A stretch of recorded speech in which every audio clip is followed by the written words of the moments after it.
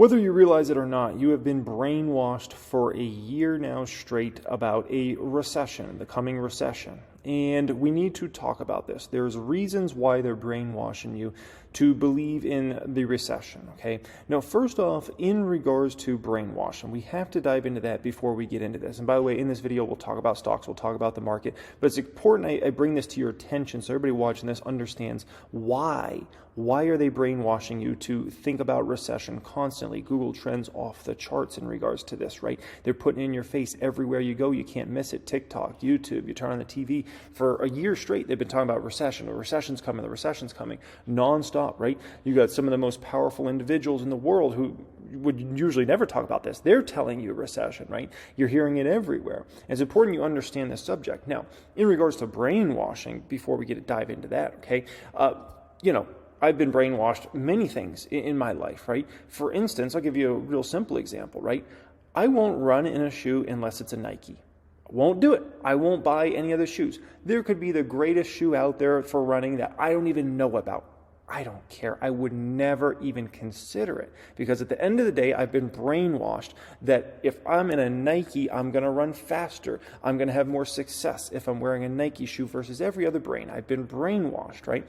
I won't even consider getting another phone other than a new iPhone, okay? I've been brainwashed. We've all been brainwashed different things in life. It doesn't mean they're bad. It doesn't mean they don't occur. And it doesn't also mean it's not true. But you've got to understand when it's occurring so you can at least understand that, right? Let's say, for instance, all of a sudden, everywhere you go on TikTok, you go on Instagram, you go on YouTube, you go on mainstream media, and everybody's talking about juggling is the best thing ever, man. You learn to juggle, you're going to live way longer, you're going to be way happier, you're going to be way healthier if you just learn to juggle, right?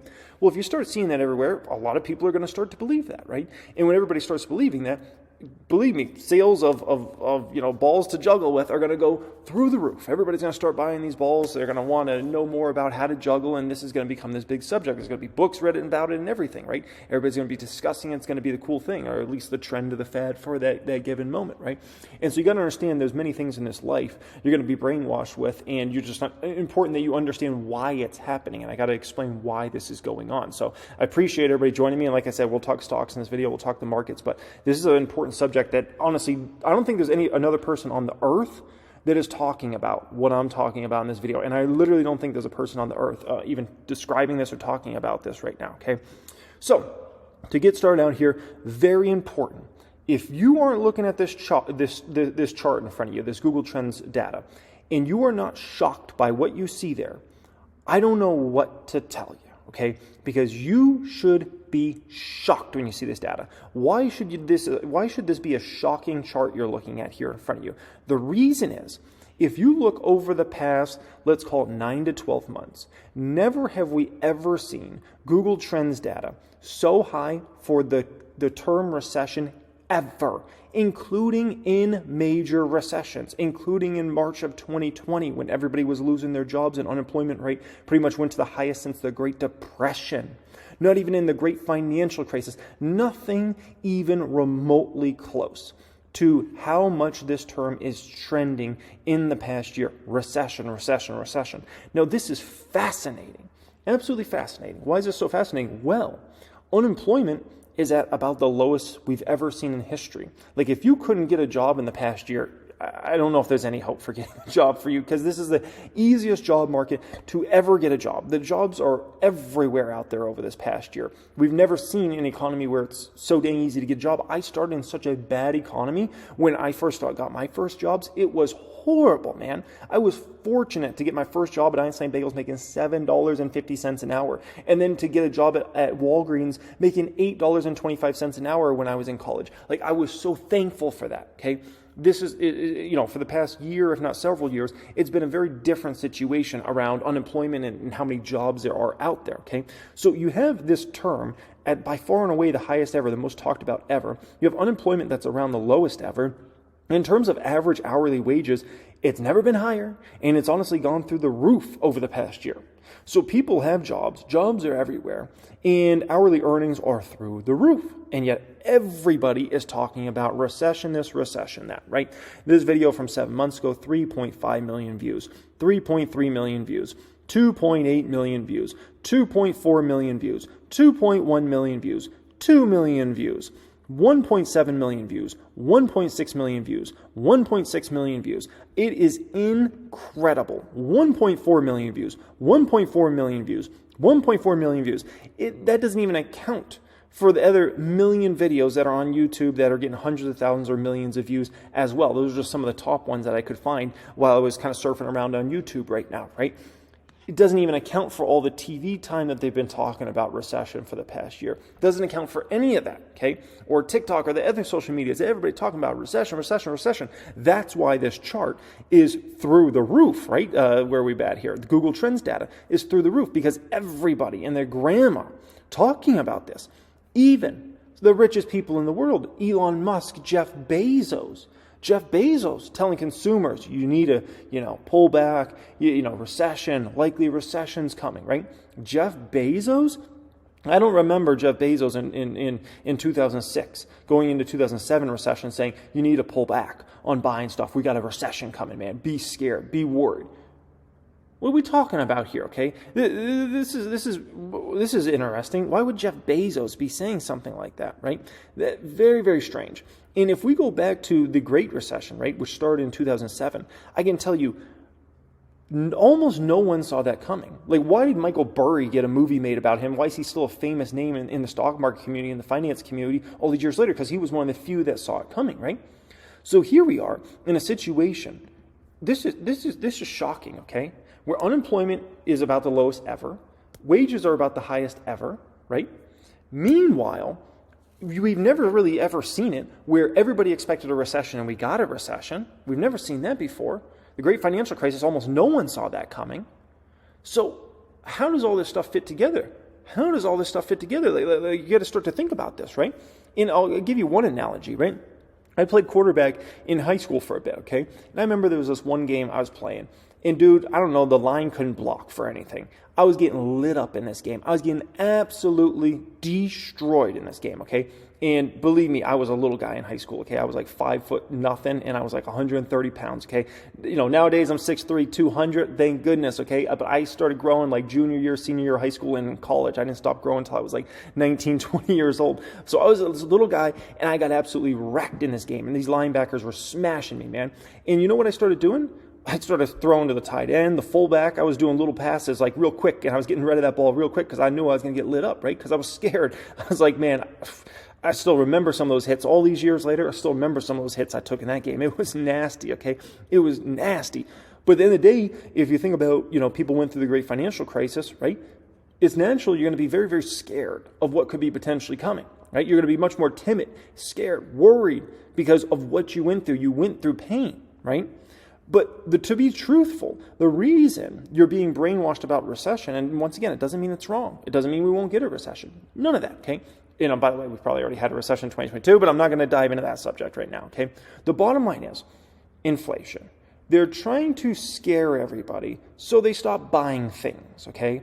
Whether that means a cars or a new lamp or a new TV or a new chandelier or buying a new home or buying stocks or anything that adds to inflation.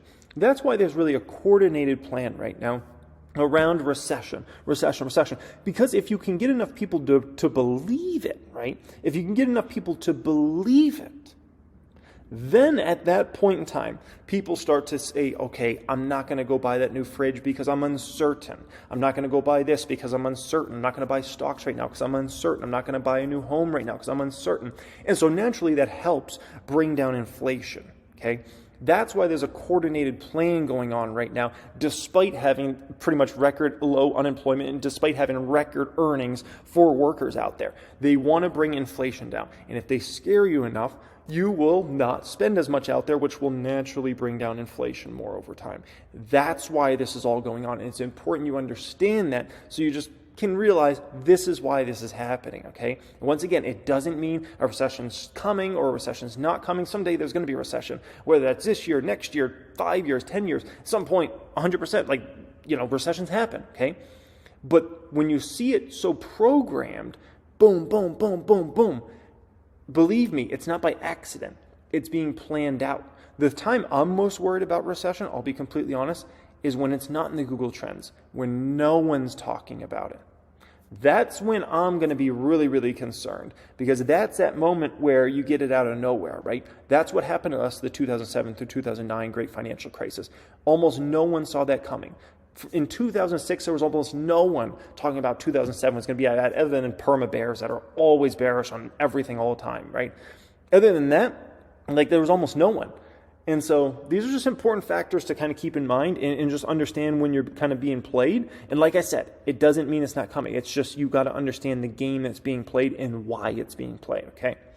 Next up here, let's talk about Tesla. Tesla. Oh boy, where do we start with Tesla? Down almost $20,000 on Tesla shares today. What was I doing with Tesla? Oh my gosh, I was just walking around the house so angry. I was just throwing stuff. I was breaking stuff. I was like, gosh, stupid Tesla, you're down today. I'm so mad at you. Oh gosh, I called that one. I'll just put it like that, right? You know, at the end of the day, and the reason I was able to call that is this isn't the first time this has happened. If you see Tesla when they have a lot of different events, almost every single time the stock goes down right after, right? And I knew everybody was way too hyped on this investor day. Everybody was so like, they're going to launch a new car, they're going to do this, they're going to, oh my gosh. And the expectations were, like, it really didn't matter what Tesla did, I don't think, yesterday, other than maybe launch a brand new car, which would have been a horrible time to do that in an investor day.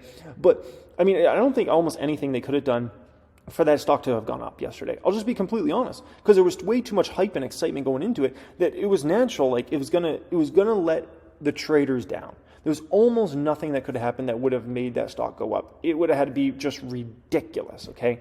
Like, ridiculous at that point in time. So it's natural the stock fell. I hope the stock falls a lot more. I could see it going back to at least the 180 range. And, you know, I might pick up some more shares of good old Tesla, my Tesla, in regards to that one. But, you know, people that are tripping off that's just crazy. That's just crazy talk, man. That's just traders doing what traders do. And who knows, maybe it could be down tomorrow. Tomorrow's options day.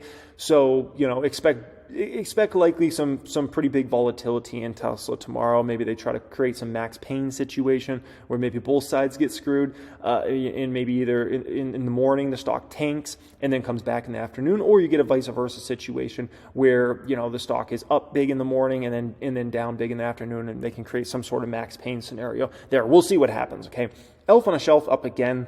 I mean, $75 now at this point in time. This baby just continues to show strength on strength on strength on strength. It's been doing tremendous for us, tremendous. And, you know, it's just like, this is from just my local Target, man. And just look how Elf dominates the cosmetics section. And the only reason they dominate the cosmetics section like this is because they move crazy volume, man. And their margins are astronomically high, right? But in order to be in a Target like this, you've got to move crazy volume. So they got this beautiful section right there, which is almost all out. They need to get some more product in there, right? They got this massive section here on the main, like, runway, I call it, for the cosmetics, you know, section. I just absolutely love this. Absolutely love this. And right when you come into the cosmetics section, there's Elf set up right there as well, right? Set up all over the place. Man, it's a beautiful, beautiful, beautiful thing to see. And so I understand why, you know, that stock continues to climb and climb and climb, because at the end of the day, they got the revenue growth, they got the margin growth, they got the profitability growth, the net income growth, the cash flow growth, and it doesn't seem like it's stopping anytime soon. It seems like, if anything, their brand is just getting more and more successful. And, you know, the lifetime value of a customer in the cosmetics industry can be easily hundreds of dollars, but many times it can be in the thousands of dollars over time. Like, it's astronomically high. So, you know, they just continue to run. Now, you know, I definitely heard some people asking me, like, when's Honest going to go on a run, right? Because this stock is doing absolutely nothing. It's up 1% year to date, right? And a lot of people, they say, you know, you say this is your next Elf stock. Well, when's it going to go on its run, right? I'll tell you exactly when, okay? The Honest stock will go on a run as soon as they start to show not only revenue growth, but margin growth, less losses, and getting close to profitability and cash flow growth, okay? When they can show those, that's when that stock starts to run. You understand, we are still in a market that is risk off right now. We're risk off, okay? People don't want to take risk in anything that's a money-losing company, that the margin situation's not good, that any revenue, like, what's going on here, any of that, okay? So Honest has to come through with the numbers. If they come through with the numbers, believe me, that stock will appreciate greatly this year. If they come in with quarter after quarter after quarter of revenue growth, of margin growth, of getting close to profitability, maybe hitting an actual profitable quarter, if they do that, that stock will fly, okay? And it will start to fly rapidly. But they got to do that first. At this stage of the market, no one's giving the benefit of the doubt. No one's going to say, oh, Honest, you said you're likely going to see margin improvement and this improvement and that improvement, so we're just going to buy your stock ahead of time. In this market, you got to prove it, man. You got to prove it. And until you prove it, people aren't going to, investors they don't have the risk appetite right now to buy on hope. They only have the risk appetite to buy on sure things. That's why ELF stock is performing so well. Why is that stock hit a new high after new high? Because it's a sure thing. You see quarter after quarter of revenue growth, of margin growth, of profitability growth, of everything across the board. And so that's what Honest has to do. If they do that, their stock price will fly. If they don't, then you're stuck at these crap prices, okay? And the same thing for Honest could be said for any of the other stocks that are under let's call them the under $5 club. All those stocks. They got to come through with the numbers. They come through with the numbers, their shares will be reflected. If they don't, then their stocks are going to, continue to flounder here. Now, my confidence in Honest is they'll do it, right? They're going to come in throughout this year and report higher revenue growth, higher margins. Like everything is going to get better for that business model. But gotta see it. And if we don't see it, then you're stuck at these, let's call it bad prices of penny stock land under $5 club, right? That's what has to happen there. Now, this is interesting. I don't know if you guys saw this out of the Fed. Atlanta Fed President Raphael Bostic tells reporters he's open to revising his terminal rate to a projection of 5 to 5.25%, but hasn't done so at the moment. As for hiking by 50 basis points at one meeting, he says, quote, I'm still very firmly in the quarter point moving pacing, okay? So, this is intriguing. So he's still, all about the quarter point moves. So a lot of people are thinking 50 basis points is the next move. We'll see, okay? We'll see. A lot of people are thinking that now at this point in time, and I think it's good the market thinks that rather than thinks it's 25 basis points. So at least, we kind of get ahead of that in case 50 basis points does come here in this situation. But I'm actually surprised that he's only thinking 25 basis points. I got to be honest, I'm really, really surprised by that. But that wasn't actually the biggest thing that happened. There was a much bigger thing that happened here, okay? Much bigger. This happened. He basically said that the U.S. Central Bank could be in a position to pause interest rate hikes sometime in the U.S. this summer, okay? I mean, that's huge. That is absolutely huge. Because if you're talking about the Fed pausing this summer, I'm just telling you, that's a huge statement in itself because a lot of people are thinking the Fed's thinking about continuing to raise rates throughout this entire year because of one, inflation bad in the past month. It came in hotter than expected. So everybody's starting to run into these assumptions of 50 basis points about they're going to raise through this whole entire year. And the fact that he basically says, we're thinking about pausing this summer. I mean, that's a big statement, and the market's going to kind of run with that. And you know what I thought? I thought when I saw this and when I was reading this, I was one individual I thought about. It was Mav, man. It was Mav. I was like, I can't wait to see his video tonight. He's going to be so mad. He's going to be so mad when he sees this. Oh, gosh. I can't wait to see his video tonight. He's going to be flipping out over that. Oh, gosh. Okay.